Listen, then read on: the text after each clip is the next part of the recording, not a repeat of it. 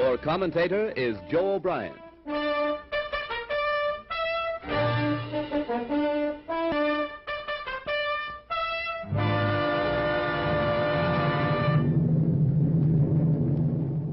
Here is the motion picture record released by the United States Navy of the havoc wrought by the Japs' sneak sky and sea raid on Pearl Harbor, America's mid-Pacific naval bastion.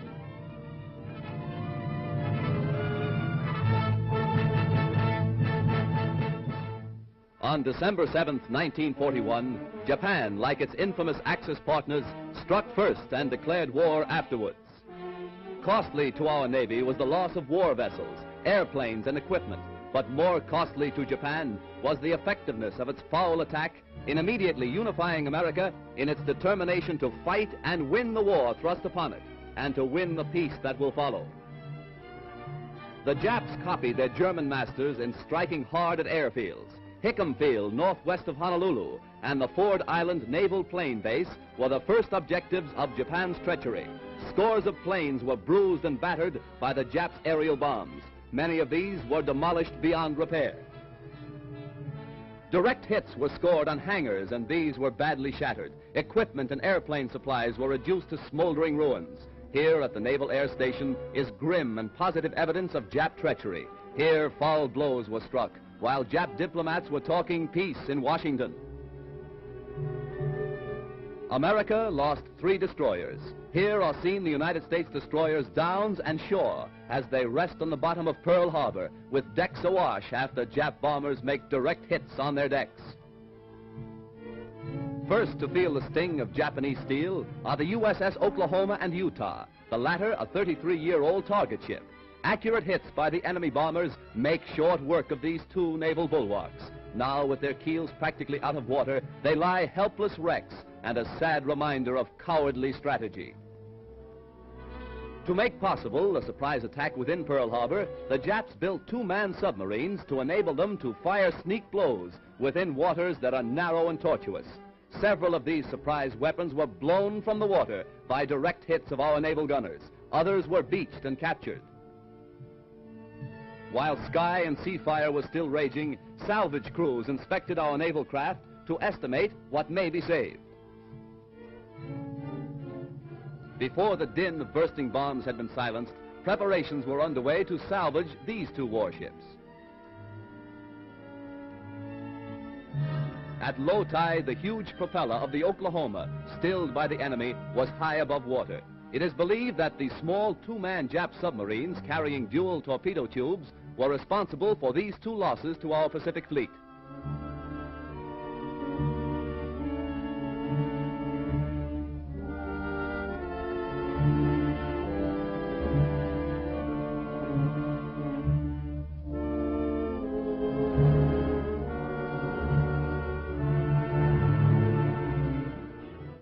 Here is the actual bombing of the mighty USS Arizona by Jap planes. These pictures were made by a fearless cameraman who thought nothing of his personal safety to make possible this record for all posterity. A single lucky hit was responsible for the disaster that befell the Arizona when a Jap bomb falling directly through one of the battleship's funnels exploded in the engine room and set ablaze tons of fuel oil. Dense black smoke billowed to the sky as the massive control tower began to keel over. The Arizona's courageous crew stuck to its guns until the very end. Here was displayed heroism that will live forever in the glorious annals and traditions of the American Navy.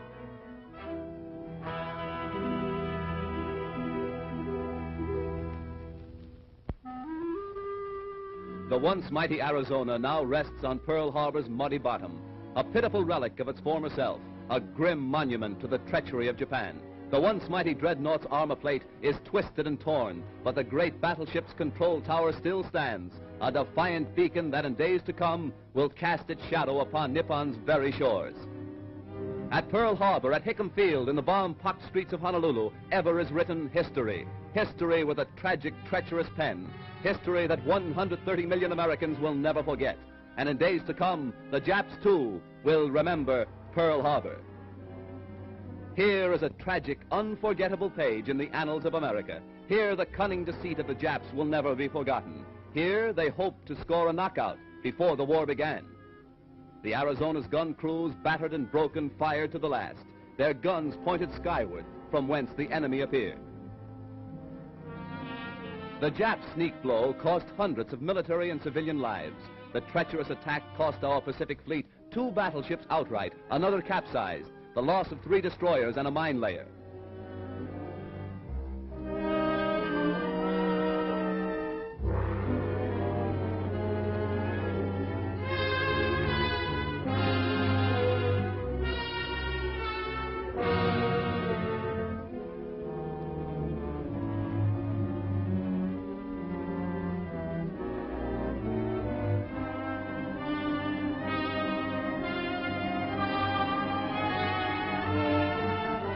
While bombs were still bursting and flames still pouring from our shattered naval craft, a light United States cruiser valiantly moves out to join the fleet and avenge Pearl Harbor.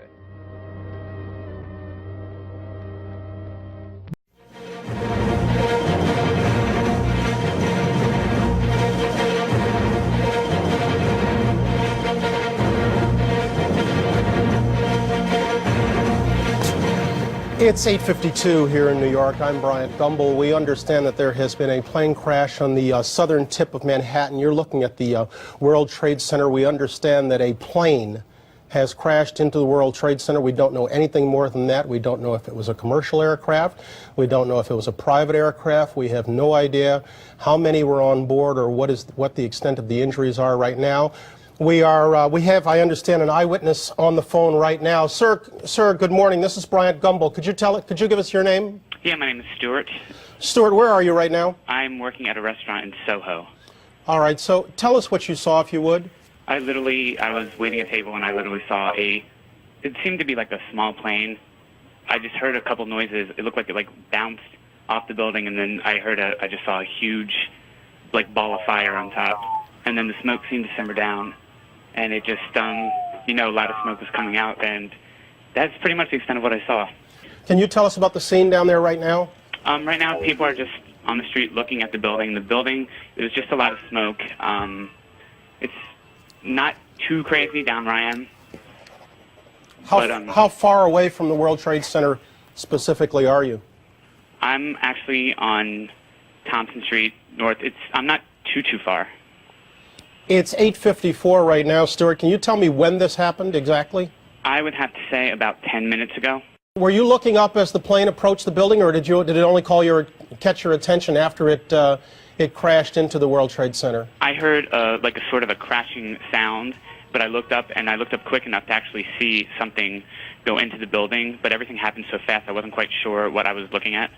So there's no way you can know whether or not the plane seemed to be in trouble before it crashed into the building? Oh, no, I couldn't tell. It's hard for us to tell from the picture we're seeing just how far down from the top that plane crashed. Have you any better eyesight to it from your vantage point?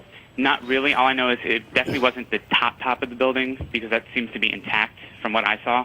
Obviously, the timing of this is important. It comes before 9 o'clock. Perhaps, and we say that in hopeful fashion, perhaps not everybody was at work, because if that building was in fact crowded with workers, we're looking at probably some casualties and injuries of considerable proportions. But right now there's no way of telling that. We're on the line with another eyewitness. Sir, this is Bryant Gumbel in New York. How you doing? I'm fine, thank you. You're Wendell? Yes, I am. Wendell, can you give me your last name? Klein. Wendell Klein. Tell me where you are, if you would. Well, right now I'm back in the hotel. I'm in the hotel offices here, the front office. You're in the... Okay, where were you when I was standing right in front of the hotel. I'm the doorman there. And... The hotel. Which hotel? Marriott World Trade Center. Right across from the World Trade Center. It's actually right in between them. Right in between the World Trade Center. Yes. Okay, so you were standing outside, and tell us what you saw and what you heard. Well, what I heard first, an explosion. And I just figured that it was a plane passing by. Then all of a sudden, stuff just started falling, like bricks and paper and everything. And so I just kind of ran inside to get away from the falling debris and glass and so forth. Then after like everything stopped, because it like was falling in the street and the cars were crashing into each other. And then when it kind of stopped, I heard a guy screaming. And when I looked over, there was this guy that was on fire. So I kind of like ran over, and I tried to like put the fire out on him. And he was like screaming, and I just told him to roll, and he said he can't.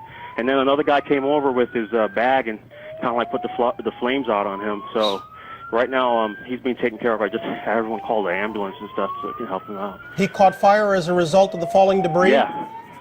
How much debris, can you give us an idea of how much came crashing to the ground? It's just a lot. Bricks, a lot of bricks, a lot of glass.